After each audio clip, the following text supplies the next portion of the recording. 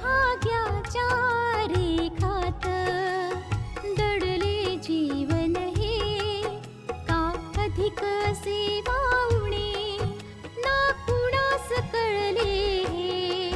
रेखा ही भाग्याची, रेखा ही भाग्याची, रेखा ही भाग्याची, रेखा ही भाग्याची.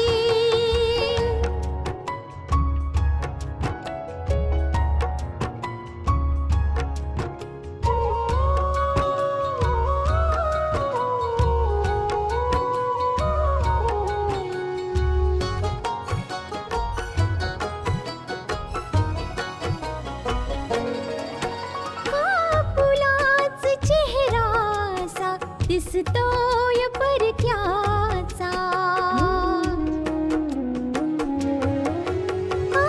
फुलाच चेहरासा दिसतोय परक्याचा. नसे सुटणार नाजूक गुंता दोष न चरख्याचा.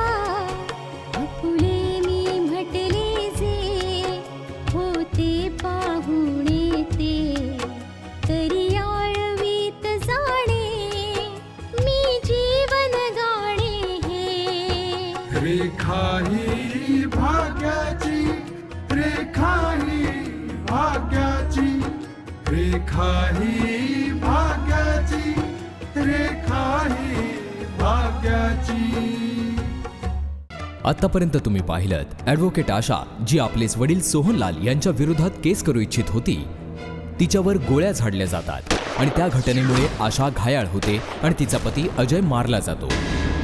आणि मग एका अनोळखी व्यक्तीचा चेहरा समोर येतो, ज्याने हा हल्ला घडवून आणला होता. यामध्येच अशी बातमी मिळते की ॲडव्होकेट आशाला मागचं काहीही आठवत नाहीये.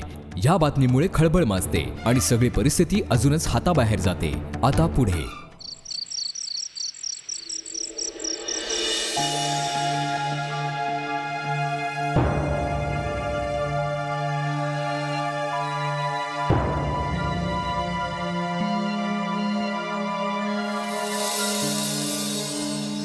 हरीश, हरीश, तुला सगळं माहिती आहे ना आशाला काय झालं नेमकं? कमीत कमी एक वार तिला जाऊन भेट तरी. का म्हणून? पप्पांकरिता. पप्पांकरता तर कधीच नाही. तसं पण तिला भेटून माझा काय फायदा होणार आहे? हरीश, कधी कधी विना फायद्याचं सुद्धा खूप काही करावं लागतं. नात्यांसाठी, भावनांकरिता. कसलं नातं? माझ्या आणि आशामधलं नातं पण सावत्रच तर आहे. तेही बनावटच आहे. आणि जर गोष्ट मी आणि पप्पांमधली असेल, अगं ते नातं तर नव्हतंच कधी. माझ्यासाठी सोहनलाल मेहता फक्त एक असा माणूस आहे जो खूप स्वार्थी आणि नालायक आहे. अगं तो आपल्या बायका मुलांना सोड, तो स्वतःला सुद्धा विकू शकतो. पण पण चूक आशाची तरी काय आहे हरीश? तूच सांग, तिची काय चूक आहे? मला सांग, तिने काय बिघडवलंय तुझं? हो, आणि रितेश, तो तर तुला ओळखत सुद्धा नाही रे. हे बघ हरीश, नशिबाने खूप वाईट खेळ केलाय त्यांच्यासोबत, ज्याचा परिणाम कदाचित कोणासाठी चांगला नाहीये. का म्हणून? असं काय झालंय तिला? स्मरणशक्ती गेली रे तिची. चल मग, चांगलंच आहे.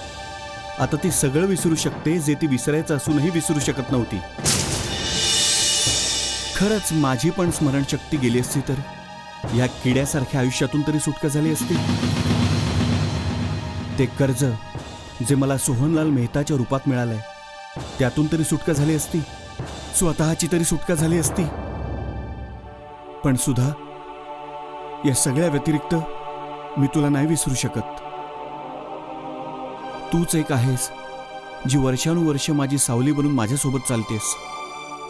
सुधा, वचन दे, तू नेहमीच माझ्यासोबत अशीच राहशील.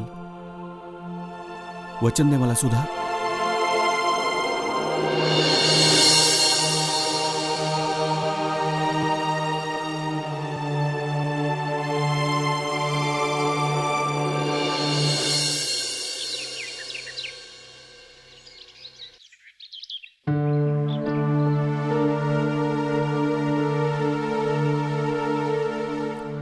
डॉक्टर साहेब, आशा हे बघा, मी तुम्हाला कुठलंच वचन देऊ शकत नाही. खरं तर हे आहे की आशा खरोखरच तिचं पूर्वायुष्य विसरली. आम्ही तिला अजय आणि रितेशबद्दल जेव्हा सांगितलं तेव्हा तिने ओळखायला नकार दिला. अगदी इन्स्पेक्टरने तिला अजयच्या मृत्यूबद्दल सांगितलं तेव्हा ती ते ऐकून बिथरली पण नाही.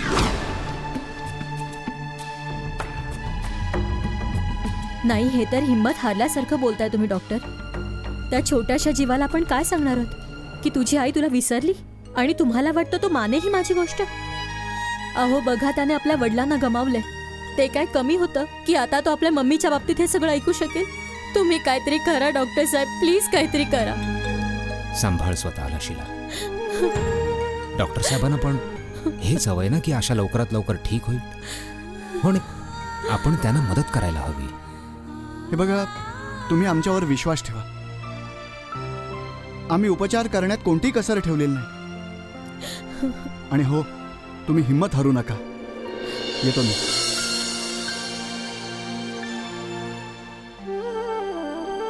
शिला, आता तुला घरी जाऊन आराम करायला हवा. आणि तसं पण इथे राहण्याने तुला आराम मिळणार नाही. नाही, मी नाही घरी जाऊ शकत. आशा पण तर एकटी आहे ना. शिला, आशा तर आपल्या नव्या दुनियेत एकटीच आहे. तू इथे राहून तिला काही मदत करू शकत नाहीस. आता बघ, ती तुला ओळखत सुद्धा नाहीये. हे बघ, तू घरी जा. तिथे बाबा एकटे आहेत. यावेळी त्यांना तुझी जास्त आवश्यकता आहे. अच्छा, असं आहे. ही तर तुझ्या फायद्याचीच गोष्ट आहे. नशीबही तुला चांगली साथ देते मिस्टर मेहता. एक गोष्ट जी मला राहून राहून त्रास देते ती ही आहे की या घटनेआधी आशा एका केसवर काम करत होती आणि ती केस ती कोर्टात सादर करणार होती जर ही घटना घडली नसती तर. मला वाटतं की तू माहिती काढावीस की ती केस काय. पण का? आता जर सगळं काही विस्मृतीत गेलंय तर त्याचा फायदा घेण्याऐवजी तू ही सगळी कहाणी पुन्हा का उकरून काढतोयस? आणि या दरम्यान जर आशाला सगळं काही आठवलंच तर मग ती केस पुन्हा सुरू करू शकते आणि तू अडचणीत येऊ शकतोस. तू आपला तपास सुरू कर बघू. मी देवेशला पण फोन करून ठेवतो. जसजशी इन्फॉर्मेशन्स येत जातील आशा सेट तुटत जाईल. आपण तिच्याच बाणाने तिचीच शिकार करायची.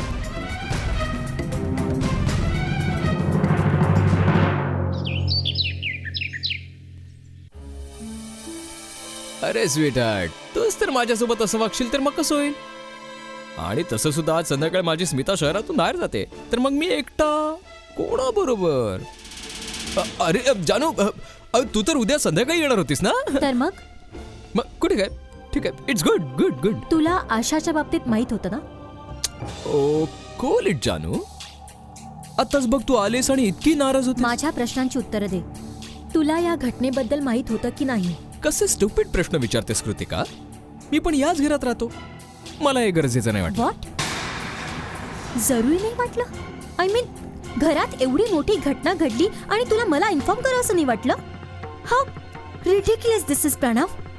ओके कृतिका, ओके, मी तुला इन्फॉर्म केलं पण असतं तर मग तू काय केलं असतंस? तू त्या दोघांना थांबवू शकली असतीस? अजयला मरण्यापासून थांबवू शकली असतीस तू? की मग आशाची स्मरणशक्ती परत आणणार होतीस? काय करू शकणार होतीस? हो, आणि ही घटना त्या घरामध्ये झालेली आहे ज्या घराशी आपल्या सगळ्यांचं खासच वैर आहे. पण मग इतकं कन्सर्न का म्हणून? यु नो कृतिका, मी बघितलंय, तू बिलकुल आपल्या वडिलांप्रमाणे आहेस. माहित नाही केव्हा काय रिॲक्ट करशील तू, केव्हा काय करशील अजिबात कळत नाही तुझं. तू तयार हो लवकर, बस आपल्याला जायचंय. अगं पण कुठे?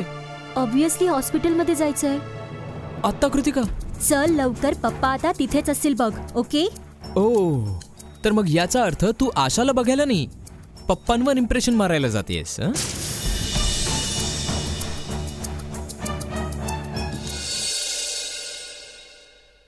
काय झालं डॉक्टर? बेडवरून उठण्याचा प्रयत्न करता करता ती कोलॅप्स झाली. Bye, we will inform you. Thank you doctor, thank you. कोण होतं? डॉक्टर शेख? हो, डॉक्टर सांगत होते की आशा पुन्हा कोलॅप्स झाली, उठण्याच्या प्रयत्नात पडली. सोहनलाल, आरामात बस तू आता. आशा तुझं काहीही बिघडवू शकत नाही. नाही किरीट, नाही. मी कोणताही चान्स घेऊ शकत नाही. हीच संधी आहे. हीच संधी आहे तपास करण्याची. जर आपल्याकडून काही चूक झाली असेल तर ती सांभाळून घेण्याची. आता ती हॉस्पिटलमध्ये आहे. आता आपल्याला हे सगळं करणं खूपच सोपं आहे. एकदा जर ती हॉस्पिटलमधून बाहेर आली तर मग तिला तिचं पूर्वायुष्य कधीही आठवू शकतं. आठवण तर त्याच गोष्टींची करून देता येईल ज्याने आपला फायदा होईल. ज्या गोष्टींनी आपलं नुकसान होईल त्या अवॉइड केल्या जाऊ शकतात. आपण आपल्या कन्व्हिनियन्सच्या हिशोबाने तिची स्मरणशक्ती परत आणू. म्हणजे एक नवीन प्यादं, नवीन डाव. फक्त प्यादं तेच, हा पण चाल नवीन. Good good good. शिकतोयस हं तू.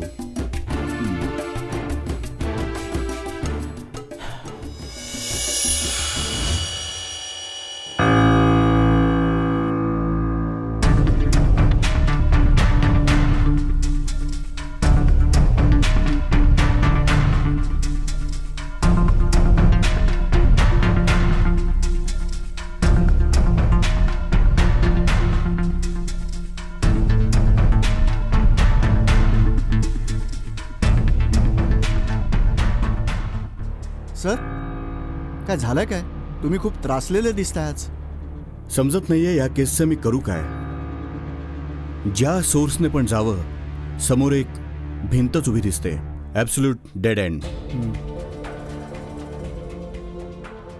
सर, असंही होऊ शकतं ना की आशा ढोंग करत असेल सोनलाला फसवण्यासाठी. नाही नाही नाही, पहिल्यांदा मला पण असंच वाटलं होतं.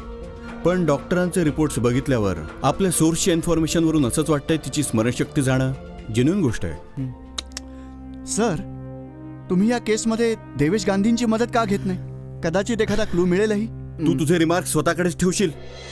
हो सर. तुला काय वाटतं? मी देवेश गांधीला विचारीन आणि तो सगळी इन्फॉर्मेशन मला चुपचाप देऊन टाकेल, हो ना? हो सर. आणि त्याचा सोहनलाल क्लायंट पकडला जाईल. बावळट कुठला. Sorry sir. खरी गोष्ट तर ही आहे, जोपर्यंत आशाच्या मेडिकल कंडिशनमध्ये सुधारणा होत नाही ना, आपण काही नाही करू शकत. रेखा ही भाग्याची. सर,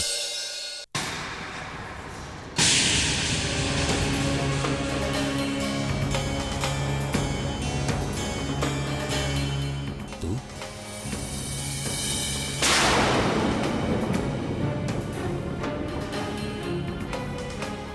तू इथे कशासाठी आलायस?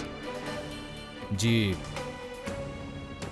आशाबद्दल माहिती मिळाली, विचार केला की कमीत कमी इथे येऊन विचारून तरी किमान मी काही मदत करू शकतो. हो, आणि आईला भेटूनही खूप दिवस झाले होते सर, त्यासाठी पण आलो होतो. तर ही गोष्ट लंडनलाही पोहोचली. सर, खरं तर लंडनहून मी मागच्याच वर्षी परत आलो आणि मागच्या 1 वर्षापासून दिल्लीतच आहे, जॉब करतो. मला ही मागच्या आठवड्यातच खबर मिळाली आणि मला राहवलं नाही सर, म्हणून मी आई करता आलोय सर. तुला माहिती आहे तू इथे येण्याने वातावरण बिघडू शकतं. शीलाकडे बोट दाखवण्याची नामी संधी मिळू शकते लोकांना. इथे येण्यापूर्वी तू एक वार तरी विचार करायचास ना. विचार केला सर, विचार केला होता. त्यामुळेच मागच्या 1 वर्षापासून इथे हिंदुस्थानात असून सुद्धा मी तुम्हाला माझं तोंड नाही दाखवलं सर. पण आता मला राहवलं नाही सर. पण सर, डोंट वरी. माझं अस्तित्व, माझी आयडेंटिटी मी कोणालाही कळू देणार नाही सर, प्लीज. मी तुला इथे राहण्याची परवानगीच नाही देणार.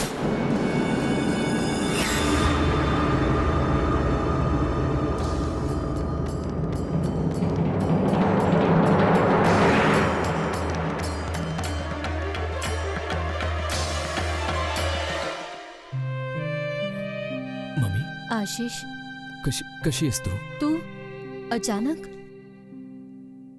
मम्मी, खूपच आठवण येते तुझी.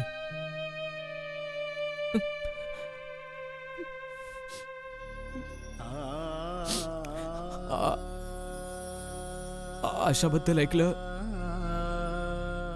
जर मीच तुमच्या उपयोगी नाही पडलो तर मग माझं फुटकं नशीब तर बघा, माझा एक तरुण मुलगा आहे ज्याला मी दुनियेसमोर स्वीकारू नाही शकत. शिला, वेड्यासारखं करू नकोस. आशिष बद्दल खरं सांगण्याची ही योग्य वेळ नाही. आशिष, आता बघ, दिल्लीला जातो. जेव्हा योग्य वेळ येईल मी स्वतः तुला बोलून घेईन. एक रिक्वेस्ट आहे सर तुम्हाला. आता तुम्ही मला जायला सांगू नका सर. मी वचन देतो सर तुम्हाला की मी शीला मेहताचा अनवरस मुलगा आहे हे मी कुणालाच नाही सांगणार सर. बस मला इथून जायला सांगू नका कधीच. मी आज तुमच्याकडून काही मागू? आशा तर आपल्यापासून दूर गेलीच आहे हो. आशिष पण निघून गेला तर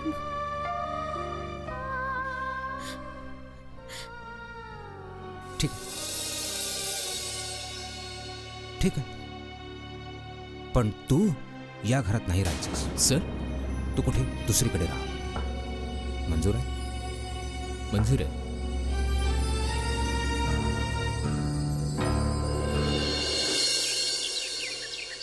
आशाची तब्येत पुन्हा खराब झाली आहे. आजच मी ऐकलं. हां, ऐकलं होतं मी पण. बघ, ती उठताना कोलॅप्स झाली होती. काही दिवस तिला तिथेच ठेवतील. आणि हो, चांगलंच आहे ना. कमीत कमी सर्व लोक आरामात जगू तरी शकतील. कसं बोलताय तुम्ही? घरातले बाकी लोक तर तिच्या मागे पडलेच आहेत. आणि तुम्ही पण. तुमचा तर किती आदर करते ती. स्मिता सोहनलाल मेहताचा आपल्याबरोबर जोपर्यंत नाव आणि सावली आहे, आपला कोणी आदर नाही करू शकत. आणि माहितीये, पप्पांबरोबर राहून मी स्वतःचा आदर करणं विसरून गेलो. पण मला एक गोष्ट कळत नाहीये की तुम्ही तिच्या ऍक्सिडेंटने इतके खुश का आहात? तुम्ही तर असे रिॲक्ट करताय की अहो ती पप्पांसोबतच तुमच्या पण विरोधात आहे. ती माझ्या विरोधात काही नाही करू शकत, कारण मी आजपर्यंत असं काही केलेलंच नाही. आणि ती माझ्या विरोधात काय करणार? कारण मी आत्तापर्यंत असं काही केलंच नाही की ज्याने मला माझी मान खाली घालावी लागेल. तुम्ही इतके रिॲक्ट का करताय? अहो, आणि बिचारी आशाने तर तुमचं काहीच नाही बिघडवलंय. ती तर तुमचा इतका रिस्पेक्ट करते. मग तुम्ही हो, तरी तुम्हाला घाबरण्याची काहीच गरज नाहीये. तुम्ही कुठे हो, काय केलंय? भीती? कसली भीती? स्मिता, तू आज कोणाला भेटून आलीस? कोण भडकवतंय तुला? कोण कान फुंकतंय तुझे माझ्या विरोधात? रिलॅक्स. मला कोण भडकवणार आहे? हो, आणि तुम्हाला वाटतं की कोणी मला भडकवेल आणि माझा भडका उडेल? अरे, मी तर फक्त बोलले एवढंच. पण तुम्हीच या गोष्टीचा इतका मोठा इश्यू बनवलात. खरंच तुम्हाला असं वाटतंय?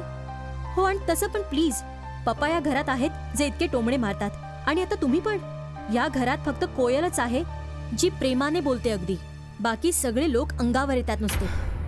अच्छा, हा, कोयलच्या नावाने आठवलं की कोयल आणि रवीचं लग्न ठरवलंय पप्पांनी. पण पप्पांनी तर रवीला भेटायला बंदी घातली होती. आता अचानक? बघा, ते तर मला माहित नाही. पप्पा गेले होते किरीट अंकलकडे. इंटरेस्टिंग. ह्याच्या पाठी पण स्वार्थ. सोहनलाल मेहतांकडून पण काय अपेक्षा ठेवणार? ही तर फक्त एक तडजोड आहे. मुलगी पण खुश, बाप पण खुश. पप्पा इतके वाईट नाही आहेत जितके तुम्ही त्यांना दाखवताय. स्मिता, तू बऱ्याच वर्षांपासून इथे राहतेस, अजूनही काहीच नाही समजलीस? माहिती का तुला? कारण तू स्वतः खूप चांगली आहेस, त्यामुळे बाकी दुनिया तुला खूप चांगली वाटते. वास्तवात ही दुनिया सोहनलाल सारखे खूप स्वार्थी आणि कपटी लोकांनी बनलेली आहे. आणि जिथे तुझ्या आणि माझ्यासारखे मान वर करूनच काय, डोळे वर करून पण नाही जगू शकत. जर आशासारखे तुम्ही पण तुमच्या वडिलांच्या विरोधात गेलात तर तुम्ही आणि आशा मिळून स्मिता, एकत्र. हे पॉसिबल नाहीये. आम्ही आशासोबत तडजोड नाही करू शकत. तुला का नाही समजत ही गोष्ट? रेखा ही भाग्याची.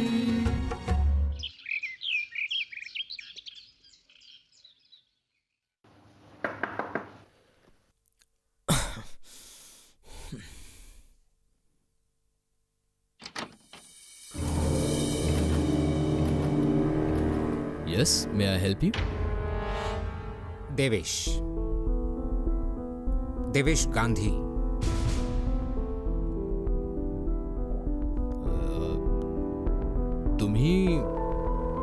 तुम्ही मला भेटायला I am not getting that. Please तुम्ही मला समजावाल की मामला काय? तुम्ही जर काही केलं नाहीये तर मग तुम्ही एवढे घाबरला का आहात? म्हणजे हवा का गुल झालीये तुमची? ते नाही खरं तर तुम्हाला घाबरण्याची काहीच गरज नाही. खरं तर मी इथे तुमच्या सुरक्षेसाठी आलो. सुरक्षा? माझी सुरक्षा?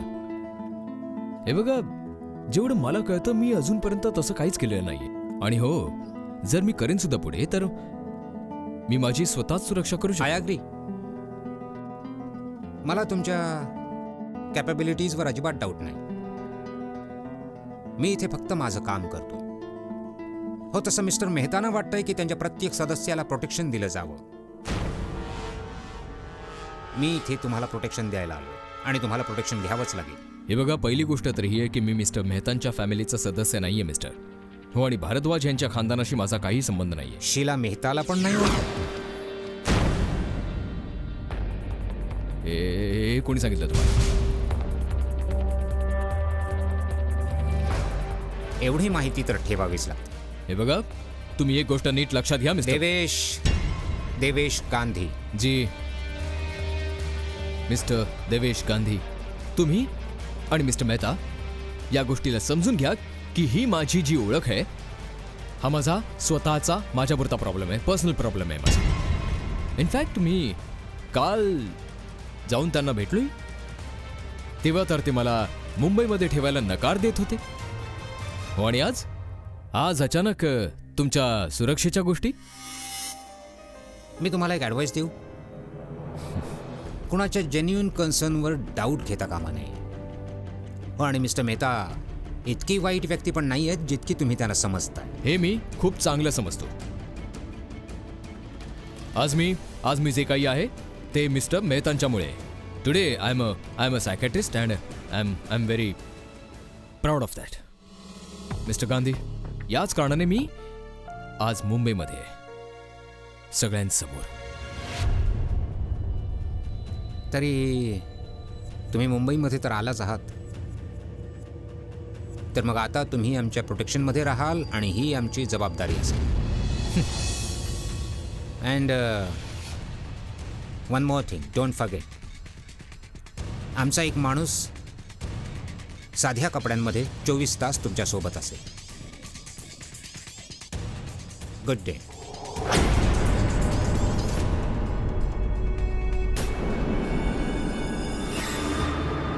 आपुले मी म्हटले जे होते पाहुणे ते, तरी आळवीत जाणे मी जीवन गाणे, रेखा ही भाग्याची.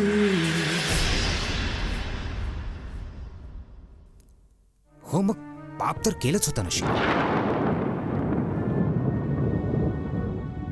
जे एवढी वर्ष मी सहन करतोय, आणि त्याच कारणाने मी तुझ्याशी लग्न केलं. आधीच विवाहित असून पुन्हा आशा आणि अजयवर जीव घेणा हल्ला झालाय. मिस्टर गांधी, मी इथे माझ्या मम्मीला भेटायला आलो होतो आणि या गोष्टीचा माझ्याशी काही संबंध नाही, दुरान्वयी नाही. तुमचा संबंध हा आहे मिस्टर आशिष की आशाचे तुम्ही सावत्र भाऊ आहात, ज्यांना वर्षानुवर्ष या जगापासून वेगळं ठेवलं गेलं होतं.